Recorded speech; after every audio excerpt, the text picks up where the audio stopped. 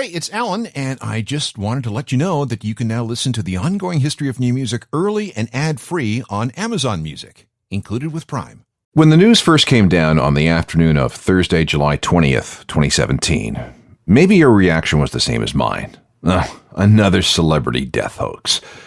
It's got to be a hoax because this just doesn't make sense.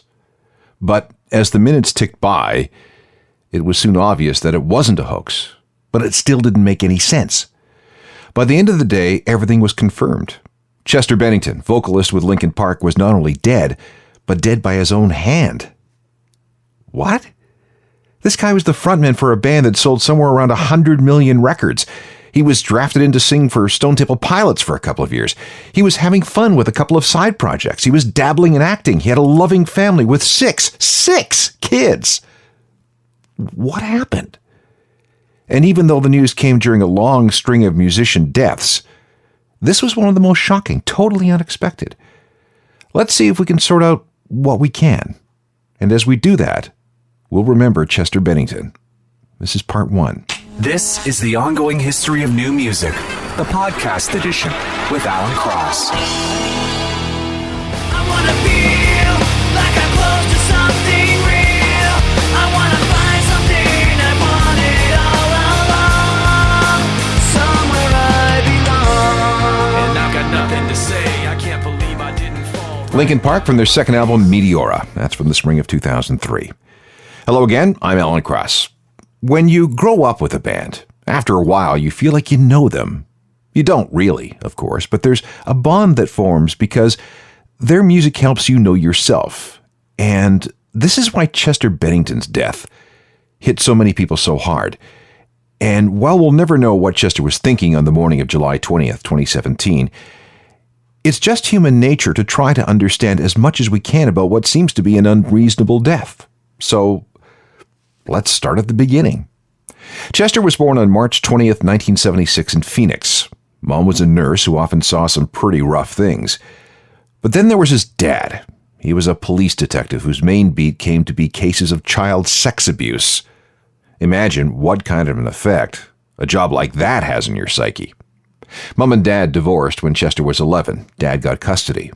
The whole thing, the divorce, messed him up pretty bad, and he got deep into drugs. As a teenager, he tried everything: pot, coke, various opioids, LSD, meth, basically the whole buffet. High school was hell, where he was bullied and beaten up. But that paled in comparison to the sexual abuse that was subjected upon him by an older male friend. That started when he was 7 and continued until he was 13. He didn't tell anyone because he was ashamed and afraid that no one would believe him. So no wonder he got into drugs. But Dad, the cop, couldn't handle all the drug abuse, so Chester went to live with his mom when he was 17. And because of the whole drug thing, he was basically permanently grounded, except for his shifts at Burger King. Fortunately, music became a bigger and better escape. He loved Depeche Mode. He adored Stone Temple Pilots. And when he was about 17, he started singing in a band called Sean Dodal and His Friends. They released a 3-song cassette in 1993, and frankly, it sounds pretty good. This is called God's Afraid. I gave up everything and now I'm alone. I should have listened to what you had told. Although everything I had is gone. 17-year-old Chester Bennington with his first band, Sean Dodal and His Friends. That's from a cassette released in 1993. When they broke up, Chester and Sean formed a new band called Gray Days. They ended up releasing 3 albums between 1993 and 1998. And here's a sample of what they sounded like. This is In Time. What's got me? Has got you. And everything else must got you. Pretending to be real. Forgetting who you are. Chester Bennington, when he was in a band called Gray Days, which existed in Phoenix through the middle 1990s. He stayed with them until about 1998, but by then he was completely frustrated with his lack of progress in the music biz, so he quit the band and basically resigned himself to a job as an assistant with a digital services company. After all, he was now a married guy, although he and his wife were barely 20. But here's where we run into one of those weird situations that pop up so many times in the stories of famous bands. Out in LA, there was a really promising band called Zero, but they were lacking a frontman. A VP of A&R at Zomba Music had heard about Chester. He called him up and asked him if he'd be interested in auditioning for this band called Zero. Would he come to California to give it a try? Well, hell yeah. Now let's talk about Zero for a second. This was a group founded by 3 high school friends, Mike Shinoda, Brad Delson, and Rob Borden. Together with a couple of other guys, they started playing gigs and recording. There's at least one cassette tape in the wild. Some okay stuff, but it wasn't finding any love at the record company level. Now, if we are going to do this properly, we should hear something from the band that would eventually morph into Linkin Park. They released a 4-track cassette in 1997. It came in 2 versions, same songs but different covers. Both are highly coveted by Linkin Park collectors because they are extraordinarily rare. Everything was recorded in the bedroom of singer Mark Wakefield using a rudimentary computer setup. Everyone in the band was into different things. Alice in Chains, The Roots, The Prodigy. You mix it all together, and it all came out like this. The track is called Rhinestone. From the top to the bottom and top I stop.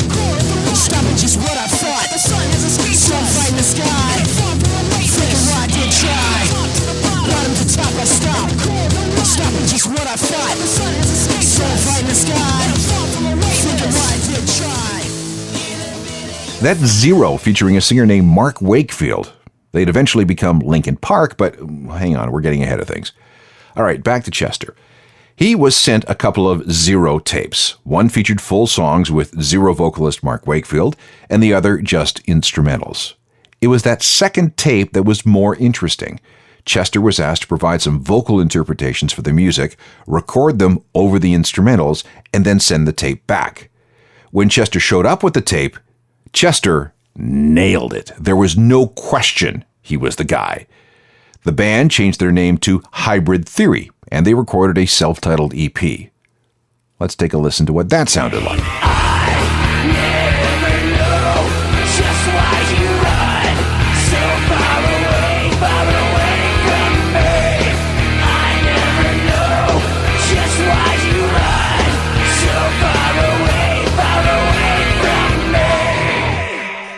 That's Linkin Park, before they got a record label and while they were still known as Hybrid Theory. They worked really hard to get the word out. They must have been one of the first bands to properly use the internet to publicize themselves. Hybrid Theory had an online street team, a whole bunch of volunteers who got on all kinds of chat rooms and music forums to push the record. This was fantastic, except that it didn't work. In fact, nothing worked. Hybrid Theory was turned down by record labels at least 42 times. That's not an exaggeration. 42 times. Even a name change to Linkin Park didn't help. Oh, and the reason they deliberately misspelled Lincoln?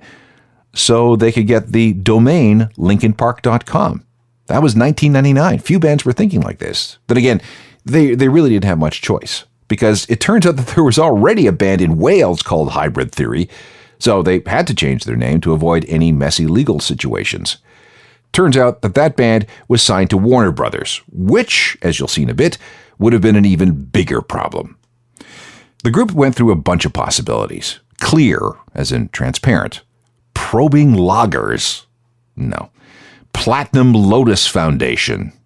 But it was Chester who came up with the name that stuck. He was driving past a real Linkin Park in Santa Monica.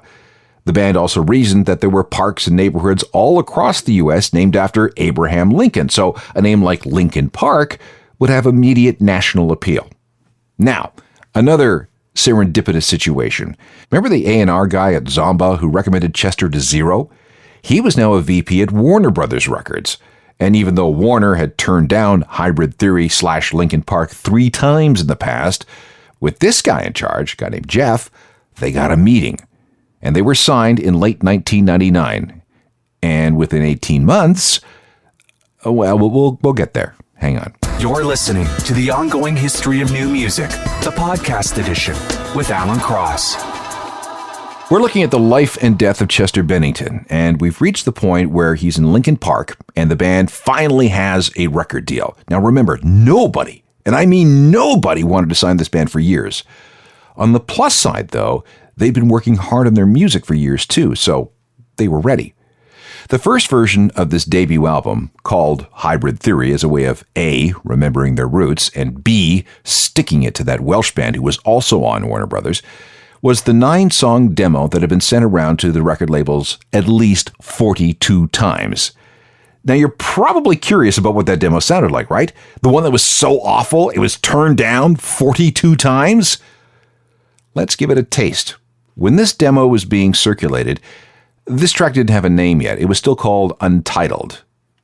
But it wouldn't stay that way for long. I've tried so hard and got so far, but in the end, it doesn't even matter. I had to fall to lose it all, but in the end, it doesn't even matter. In the end, the demo version, before it even had a title, by Hybrid Theory, just before they changed their name to Linkin Park. Finally, after all the rejections, Linkin Park had a deal with Warner Brothers. And being nice boys, they asked for a meeting with the key people at the label. This was both smart and risky. Smart because some people at the label just wanted Linkin Park to be a rock band and to cut out the rapping. Or if that wasn't an option, well, then Mike should learn to rap like Fred Durst. Yeah, that's successful. We'll do it like that, okay, Mike? Or they could just bring in a reggae vocalist named Matt Lyons to do the rapping for Mike. No, none of that was going to happen. Someone suggested that Linkin Park needed a gimmick. Why not have Joe Hahn, the band's DJ, wear a cowboy hat and a lab coat and refer to him as the Doctor? No, that wasn't going to happen either. I think we should look at your logo. It's, too Asian, somebody said. No, it stays. And the meeting was risky because new bands just don't show up in the boardrooms of major record labels and start dictating terms for how they were to be marketed and how their fan club should be treated. Warner did not know what to do with Linkin Park, and some, including, apparently, the president of the label, just hated their sound. There was even some debate whether they released the record at all because, well, it was awful, all this screaming and rapping. It's all forgotten now, but it's worth looking back after 100 million records have been sold just to see how wrong so many people that were supposed to know about these things, were. Here's a finished single from the Hybrid Theory album, and it's worth listening to the lyrics because Chester drew on his experiences with drugs and alcohol to write them. There's not much in the way of Mike Shinoda's rapping. See, the label wanted to test things by leaving him out. Should Linkin Park have a rapper or not? Well, we know how that turned out. But again, it's interesting to note how the band could have been forced to go in another direction right from the start. The music? It was inspired by a collective love for Depeche Mode. This is called Crawling. Crawling in my skin, these wounds they will not heal. Fear is how I fall, confusing what is real. Discomfort and Crawling, the second single from Linkin Park's debut album Hybrid Theory. That record was released on October the 20th of 2000. It gave up 4 singles, One Step Closer, Crawling, Paper Cut, and In the End. In the End became a genuine top 40 hit, reaching all the way to number 1 on the singles charts in the US and all the way to number 2 in Canada.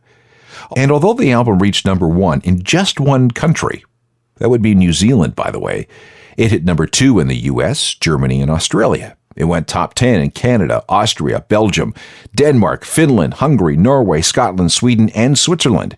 It sold 5 million copies in its first year, and it has since sold at least 30 million copies worldwide. The album was nominated for 3 Grammys, winning one for Crawling in the category of Best Hard Rock Performance.